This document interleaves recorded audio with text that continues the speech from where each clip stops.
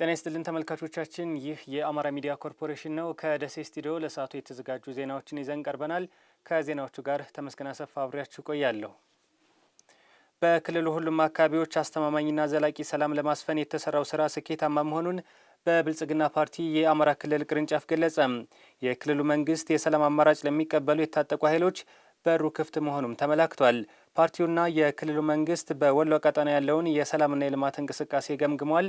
አሊመር ተጨማሪ ዘገባ አለው። የአማራ ክልልና የመከላከያ ሰራዊቱ ከፍተኛ መሪዎች በወሎ ቀጠና በወቅታዊ አካባቢያዊ ሁኔታዎች ዙሪያ ውይይት አካሂደዋል። በክልሉ ሁሉም አካባቢዎች አስተማማኝና ዘላቂ ሰላምን ለማስፈን የተሰራው ስራ ውጤታማ መሆኑን ከአሚኮ ጋር ቆይታ ያደረጉት በብልጽግና ፓርቲ የአማራ ክልል ቅርንጫፍ ጽህፈት ቤት የፖለቲካና አቅም ግንባታ ዘርፍ ኃላፊ ዶክተር ዘሪሁን ፍቅሩ ተናግረዋል። አማራ ክልል ባለፉት 3 የሚጠጉ ዓመታት የገጠመውን ችግር በመቀልበስ አንጸባራቂ ውጤቶች እያመጣ ይገኛል። እነዚህ ውጤቶች በሁሉም ከባቢ አስተማማኝ ሰላም፣ ዘላቂ ሰላም፣ ህብረተሰቡ ራሱ የሚጠብቀው ሰላም ማምጣትን ግብ ያደረገ ውይይት ነው እያደረግን ያለ ነው። በዚህ ውይይት በዋናነት የውጭና የውስጥ ጥላቶች ተናበው እየፈጠሩ ያሉትን ክልላዊ ችግር በመቀልበስ በሁሉም ከባቢዎች የህግ የበላይነትን በአስተማማኝ ሁኔታ ማረጋገጥ ዋና ዓላማው ያረገ መድረክ ነው እየተካሄደ ያለው። የልማትና መልካም አስተዳደር ስራዎች ቀጣይነትን ለማረጋገጥ እንዲሁም ምቹ ሁኔታዎችን ለመፍጠር ከህዝቡ ጋር በቅንጅት እየተሰራ መሆኑንም ዶክተር ዘሪሁን አንስተዋል። የሚከወኑ ማናቸውም ስራዎች ላይ አስቻይ ሁኔታ ለመፍጠር በምንችልበት ሁኔታ ላይ ለመቆም የሚያስችል አስተማማኝ ሰላም የመገንባት ስራዎች ተጠናክረው እየቀጠሉ ነው የሚገኙት። በሁሉም አካባቢዎች አስተማማኝ ሰላም ለመገንባት ሲያስብ የክልሉ መንግስት ከህዝቡ ጋር በርካታ ውይይቶች እያደረገ ቆይቷል። ህዝቡና አመራሩን አስተሳስሮ አቀናጅቶ በጋራ ስምሪት ውስጥ አስገብቶ ራሱ ማህበረሰቡ ከባቢውን እየጠበቀ ራሱ ወጣቱ ከባቢውን እየጠበቀ አስቻይ ሁኔታ በመፍጠር በኩል ያሉ ስራዎች ተጠናክረው እንዲቀጥሉ በዛሬው ውይይታችን በአጽንኦት የተወያየንባቸው ነጥቦች ናቸው። የክልሉ መንግስት አሁንም የሰላም አማራጭን ለሚቀበሉ የታጠቁ ኃይሎች በሩ ክፍት መሆኑን ነው ዶክተር ዘሪሁን የገለጹት። የክልሉ መንግስት በክልሉ ውስጥ አስተማማኝ ሰላም ለማምጣት በክልሉ ውስጥ ዘላቂ ሰላም ለማምጣት ሲከውናቸው የነበሩ ስራዎች እጅግ በጣም ውጤት ያመጡ ናቸው። በዚህ ግጭት ውስጥ ታጥቀው የሚንቀሳቀሱ ኃይሎች የሰላም አማራጭ እንዲጠቀሙ በማድረግ በኩል ረጅም ርቀት ተጉዘናል። በርካታ ኃይሎች የሰላም አማራጭን ተጠቅመው ከማህበረሰቡ ጋር ተቀላቅለው የተሃድሶ ስልጠና ወስደው አሁን ማህበረሰባቸውን አጋዥ ሆነው ስራ ተፈጥሮላቸው አልሚ ሆነው እየተንቀሳቀሱ ነው ያሉት በብዙ ከባቢዎች። ይሄ ስራ ተጠናክሮ ነው የሚቀጥለው። የክልሉ መንግስት እጁን ለአፍታም ቢሆን ለሰላም ከመዘርጋት አይቆጠብም ስንል ቆይተናል። አሁንም ይሄን ሁኔታ በመገንዘብ ታጥቀው የሚንቀሳቀሱ ኃይሎች የሰላም አማራጭን እንዲጠቀሙ የማረጉን ስራ አጠናክረን እየቀጠልን ነው ያለነው። በክልሉ አስተማማኝ ሰላምን ለማስፈን የሚካሄደው የህግ ማስከበር እንቅስቃሴ ተጠናክሮ እንደሚቀጥልም ዶክተር ዘሪሁን አመላክተዋል። አሻፈረኝ ብለው ይሁነኝ ብለው ከጥላቶቻችን ጋር ተባብረው ከታሪካዊ ጥላቶቻችን ሎጂስቲክ፣ ከታሪካዊ ጥላቶቻችን መሳሪያ፣ ሀሳብ፣ ሰው እየተቀበሉ የክልላችንን ህዝብ ለከፋ ጉስቁልና የሚዳርጉ ኃይሎችን በጋራ እየተከላከልን ቆይተናል። ይሄ ነገር ከመቼውም ጊዜ በላይ በአሁኑ ወቅትም ተጠናክሮ ይቀጥላል። ከታሪካዊ ጠላቶቻችን ጋር አብረው የክልሉን ህዝብ ለከፋ ጉዳት ለማጋለጥ እየተንቀሳቀሱ ያሉ ኃይሎች ከእኩይ ድርጊታቸው እንዲታቀቡ ያሳሰቡት ዶክተር ዘሪሁን ህብረተሰቡም ሊታገላቸውና ሊያወግዛቸው እንደሚገባ ነው የገለጹት።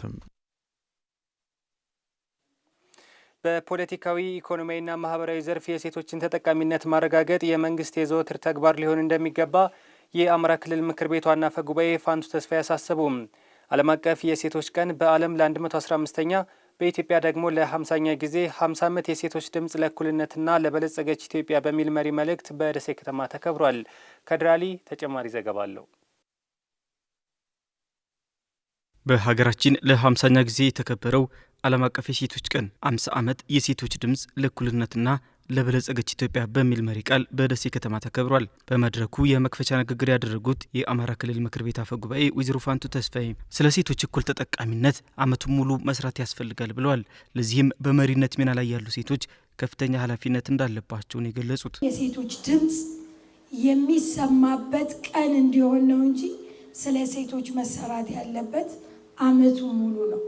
ስለ ሴቶች መሰራት ያለበት በማንኛውም የመንግስት የልማትና የመልካም አስተዳደር ስራዎች በሙሉ የሴቷን ፍላጎት ያካተተ የሴቷ ተሳታፊነትም የተረጋገጠበት የሴቷ ተጠቃሚነትም እያረጋገጠ የሚሄድ መድረክ አድርጎ መስራት በእጅጉ ያስፈልጋል።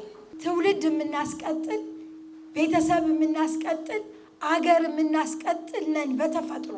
በተለይ ድሉን ያገኘን ምሁራን ሴቶች አመራሮች ግንባር ቀደም የመሪነት ድርሻችንንም መወጣት በእጅጉ ያስፈልጋል። በመጪው ግንቦት የሚካሄደው ሀገራዊ ጠቅላላ ምርጫ ሰላማዊ፣ አሳታፊ፣ ነጻና ፍትሃዊ እንዲሆንም ሴቶች በንቃት መሳተፍ እንደሚገባቸው ተናግረዋል።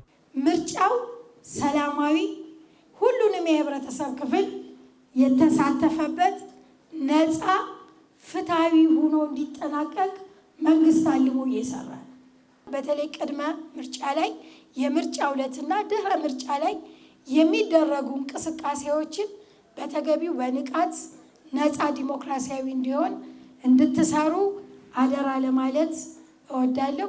የደሴ ከተማ አስተዳደር ሴቶች ወጣቶችና ማህበራዊ ጉዳይ መምሪያ ኃላፊ ትዕግስት አበበ በበኩላቸው በደሴ ከተማ ሴቶችን ተጠቃሚ በሚያደርጉ የተለያዩ ዝግጅቶች በዓሉ መከበሩን ነው የገለጹት። ሴቶችን በገቢ ማስገኛ ስራ የማሰማራት ባዛር በማዘጋጀት ነጋዴ ሴቶች ምርትና አገልግሎታቸውን ለማህበረሰቡ እንዲያቀርቡና እንዲተዋወቁ፣ በቁጠባ ማህበር የተደራጁ ሴቶችን ወደ ህብረት ስራ ማህበር እንዲያድጉ የተለያዩ የግንዛቤ መፍጠሪያ መድረኮችን በማዘጋጀትና በማሸጋገር በተለይ ደግሞ ሴቶች እርስ በርስ እንዲበዳደሩ ወደ ስራ እንዲሰማሩ ሰፊ ንቅናቄ እየተሰራ ነው፣ እያከበር ነው የቆየ ነው። አሚኮ ያነጋገራቸው የበዓሉ ታዳሚ ሴቶች ባለፉት 50 ዓመታት የሴቶች ተጠቃሚነትና እኩልነት መሻሻሎችን ማሳየት እንደቻለ ተናግረዋል። ነገር ግን አሁንም የማህበረሰቡ ግማሽ አካል እንደመሆናችን እኩል ተጠቃሚ ለመሆን ቀሪ ስራዎች አሉ ነው ያሉት። በከተማችን ብናየው 50% በላይ ነው ሴቷ ያለችው።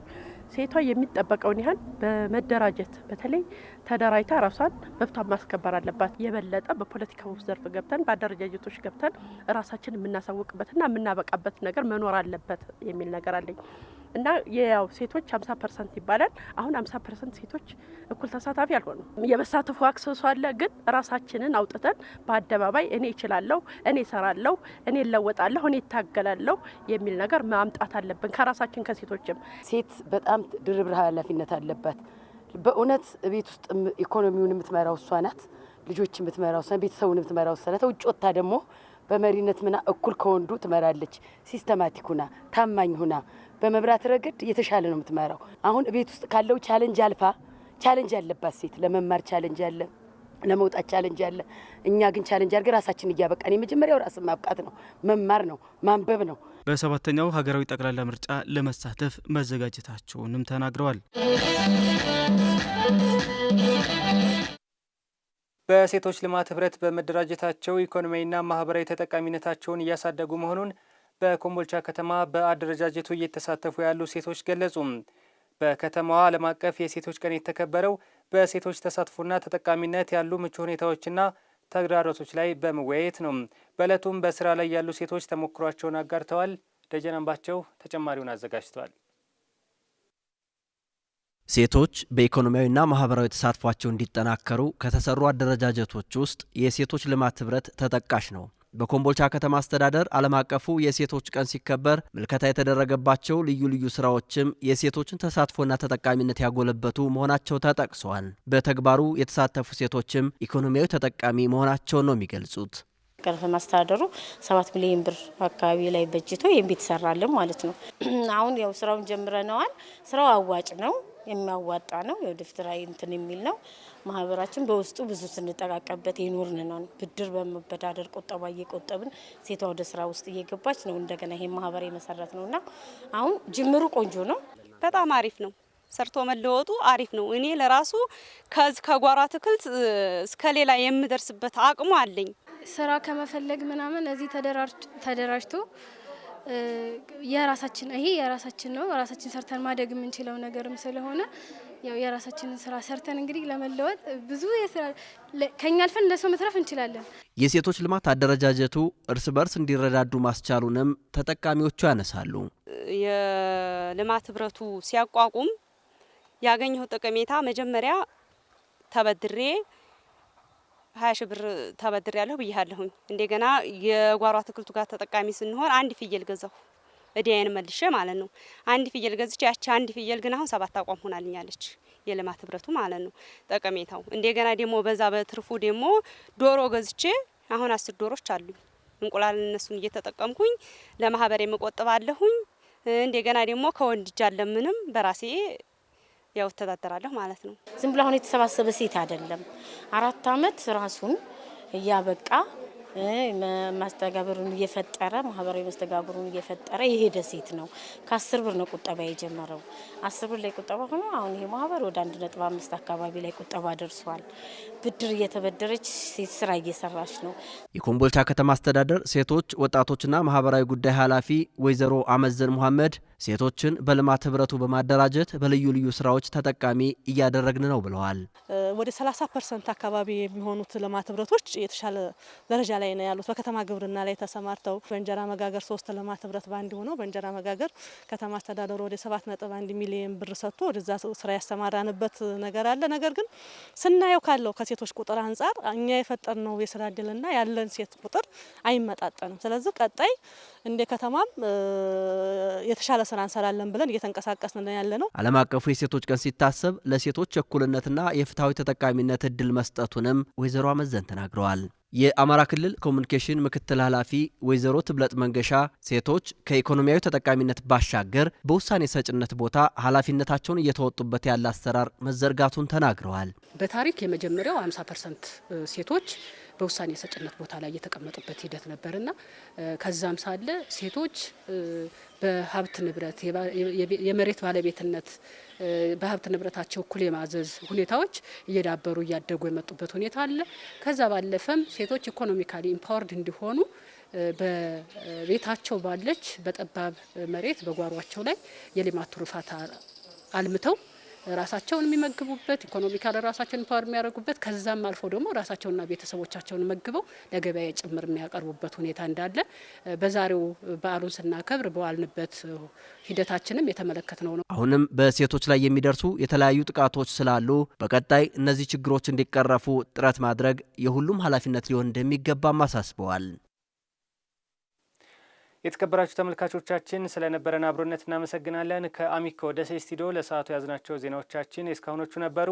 ከዜናዎቹ ጋር ተመስገን አሰፋ አብሬያችሁ ቆይታ አደረግኩኝ። በያላችሁበት መልካም ጊዜ ተመኘው።